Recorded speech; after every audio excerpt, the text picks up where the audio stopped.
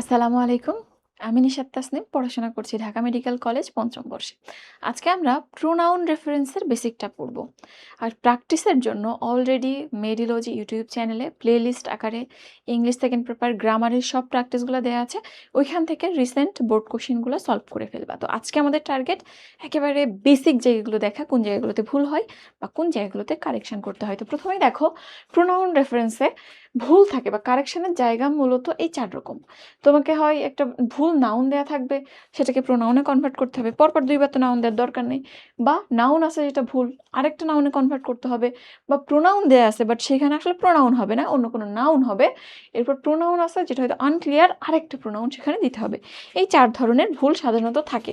তো আমরা একটু সামনে এগিয়ে যদি দেখি, দেখো এখানে আমি 2টা সেন্টেন্স লিখেছি, আই টিচ ইউ আর ইউ টিচ মি। এখানে আই মানে আমি, মি মানে কিন্তু সেই আমি, একটু অর্থে সামান্য পার্থক্য আছে, আমাকে।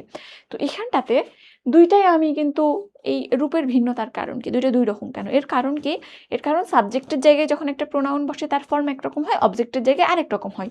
তো সেটাই দেখো, সাবজেক্টিভ ফর্ম অফ প্রোনাউন এই কয়টা, আর অবজেক্টিভ ফর্ম হচ্ছে বাকিগুলা। তাইলে সাবজেক্টিভ ফর্ম কি আছে? সাবজেক্টের জায়গায় যারা বসে, যেমন I, we, you, he, she, they, এবং যে কারো নাম, যেমন রহিম, করিম, এইগুলা। ওকে। আর অবজেক্টের জায়গায় সেইগুলাই কনভার্ট হয়ে যায়, যেমন I like, you like me, যেটা বললাম। তাহলে me, us, you, him, her, them. আর যে কোনো নামের ক্ষেত্রে যা আছে তাই, যেমন Rahim likes you, you like রহিম।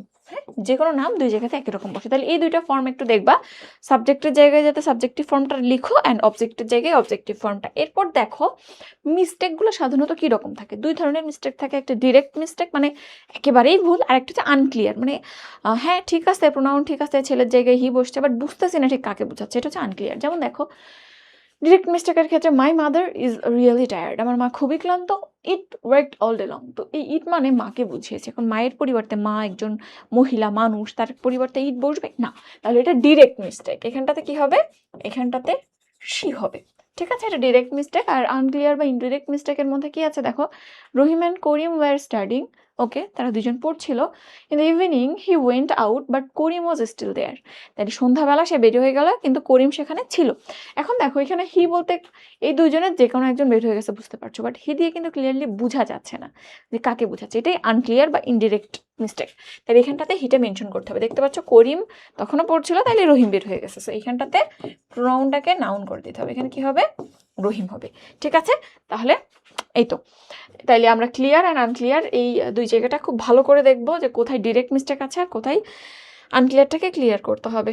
এরপর দেখো, আমরা এটা তো বললামই, ছেলের ক্ষেত্রে কি হয়? প্রোনাউন হি হয়। মেয়ের ক্ষেত্রে কি হয়? শি হয়। আর বস্তু, শিশু এবং ইতর প্রাণী, তাদের ক্ষেত্রে আমরা ইট লিখি। ওকে, এটা মিস্টেক করা যাবে না। এরপর দেখো, সাবজেক্ট চেইন নামে একটা জিনিস আছে, যেটা খুবই খুবই ইম্পর্টেন্ট, এবং প্রোনাউন রেফারেন্সের 50% মিস্টেক এই জায়গা থেকে আসে, এবং আমরা বুঝতে পারি না কেন এভাবে হচ্ছে। টেস্ট পেপারগুলোতে হ্যাঁ সলিউশন থাকে, বাট কেন কিভাবে কি হয় আমরা বুঝতে পারি না। তো এই জায়গাটা যদি তুমি একটু দেখো, সাবজেক্ট টেনের নিয়মটা হচ্ছে, তুমি একটা সেন্টেন্সে তখনই একটা প্রোনাউন ইউজ করতে পারবা যদি না ওর আগের সেন্টেন্সের সাবজেক্টের জায়গায় তার নাউন ফর্মটা বা প্রোনাউন ফর্মটা থাকে। যেমন দেখো, এখানে আমি এক্সাম্পল লিখেছি, ওয়ায়ন is 18 years old, he is brilliant, he is the first boy of the class. তো এইখানটাতে আমরা অয়ন ইজ 18 years old, কোনো সমস্যা নেই। পরবর্তী সেন্টেন্সে লিখছি হি ইজ ব্রিলিয়ান্ট, এই হিটা কিন্তু ঠিক আছে। কেন? সাবজেক্ট চেইনের নিয়ম হচ্ছে যে আমি কোনো সেন্টেন্সে তখনই প্রোনাউন বসাইতে পারবো যদি তার আগে এই যে প্রোনাউনটা বসিয়েছো তার নাউন ফর্মটা থাকে। কার পরিবর্তে হি বসিয়েছো? অয়ন, তাহলে অয়ন সাবজেক্টের জায়গায় আছে। ওকে, এটাই সাবজেক্ট চেইন। আবার দেখো, এর পরেও তুমি হি বসিয়েছো। এখন কথা হচ্ছে, এর আগে তো অয়ন নাই বা ওই নাউনটা নাই, তাইলে কেন আমি পরে আবার হি বসাইলাম? তাহলে এখানটাতে এর আগেরটা যদি প্রোনাউন হয় এবং তার আগে ঘুরতে ঘুরতে তুমি যদি দেখো নাউন, অর্থাৎ এর পরে যতক্ষণ না অন্য কেউ আসবে তুমি বারবার এখানটাতে হি লিখে যাইতে পারো।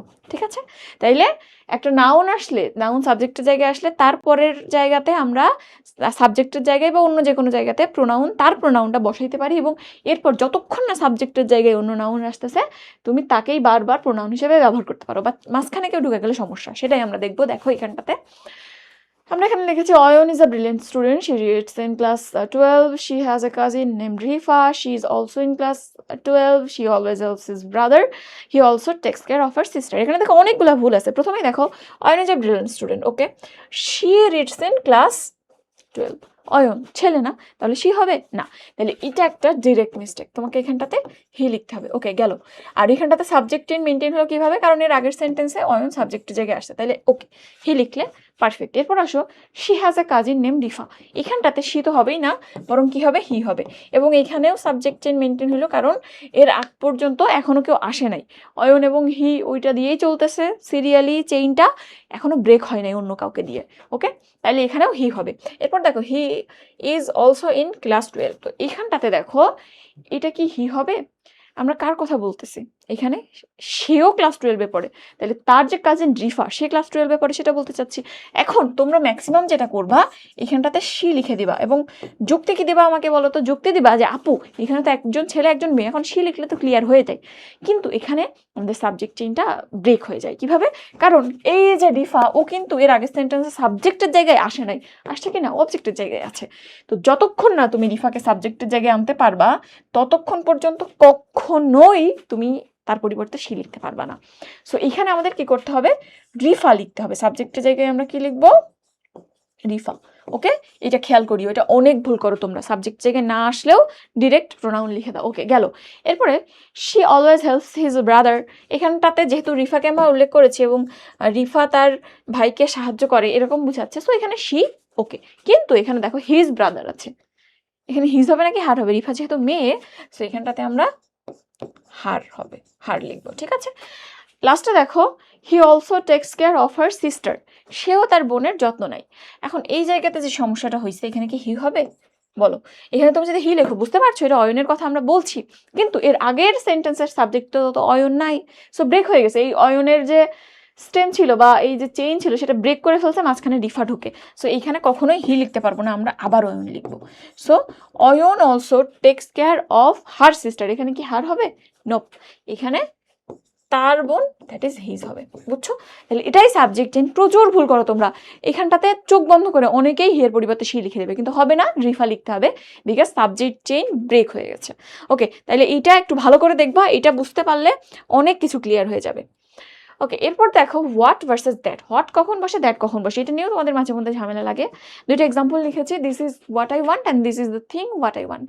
তো যদি কখনো দেখো যে গ্যাপটা আছে ওইখানে হোয়াট বা দ্যাট কিছু একটা বুঝবে, কনফিউশন লাগতেছে, যদি দেখো যে ওই গ্যাপের আগে ডিরেক্ট ভার্ব আছে, কোনো নাউন প্রোনাউন নাই, তখন হোয়াট হবে। কিন্তু যদি দেখো এর আগে একটা নাউন আছে, অর্থাৎ এই দ্যাট বা হোয়াট দিয়ে যে জিনিসটাকে বোঝাচ্ছ এটাই সেই জিনিস যেটা আমি চাই, ওই জিনিসটা, তাহলে ওই জিনিসটা উল্লেখ আছে যেটা তুমি চাচ্ছ, তখন দ্যাট হবে, বুঝছো। তাহলে যে জিনিসটা যদি উল্লেখ থাকে তখন দ্যাট, আর যদি সেই জিনিসটা উল্লেখ না থাকে ডিরেক্ট ভার্ব থাকে তখন হোয়াট।